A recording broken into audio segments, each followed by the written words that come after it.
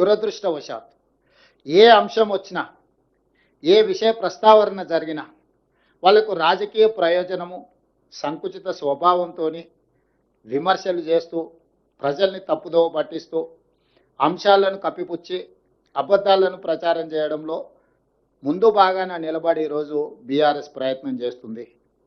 అఖిలపక్ష సమావేశంలో అన్ని పార్టీలకు జరుగుతున్న పరిణామాలు, ప్రభుత్వం దగ్గర ఉన్న సమాచారాన్ని అంతా వివరించినాం.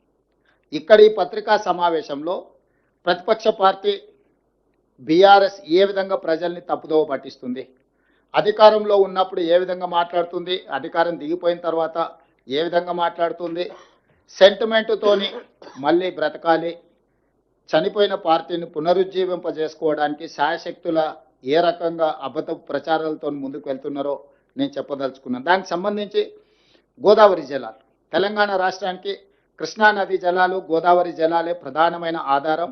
ఈ రెండు నదీ జలాల వల్ల దాదాపుగా 1 కోటి ఎకరాలు పైగా సాగునీరు అందించి ప్రాంతాన్ని సస్యశ్యామలం చేయాలన్న ఒక ఆలోచనతోని ఆనాడు కాంగ్రెస్ పార్టీ పండిత్ జవహర్లాల్ నెహ్రూ గారు మొదలుపెట్టిన నాగార్జున సాగర్, శ్రీశైలం, శ్రీరామ్ సాగర్ లాంటి ప్రాజెక్టులు, ఆ తర్వాత రాజశేఖర రెడ్డి గారు ఉన్నప్పుడు కావచ్చు, వివిధ సందర్భాలలో మొదలుపెట్టిన భీమా, నెట్టంపాడు, కోయిల్ సాగరు, కల్వకుర్తి, ఎస్ఎల్బిసి, శ్రీపాద, ఎల్లంపల్లి, అదేవిధంగా ఈరోజు సీతారామ పేరు మీద ఇందిరాసాగర్, రాజీవ్ సాగర్, ఇలాంటి ఎన్నో ప్రాజెక్టు ఈ ప్రాంత ప్రజల ప్రయోజనానికి, ముఖ్యంగా రైతాంగాన్ని కాపాడాలి అనంటే, రైతాంగాన్ని కరువు కాటకాల నుంచి బయటకు తీసుకురావాలంటే సాగునీరు ఒక్కటే ఈ ప్రజల్ని కాపాడడానికి ఉపయోగపడుతుంది.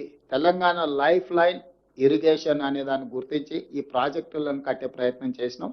కొన్ని పూర్తయినాయి, కొన్ని ఇంకా పనులు సాగుతూ ఉన్నాయి.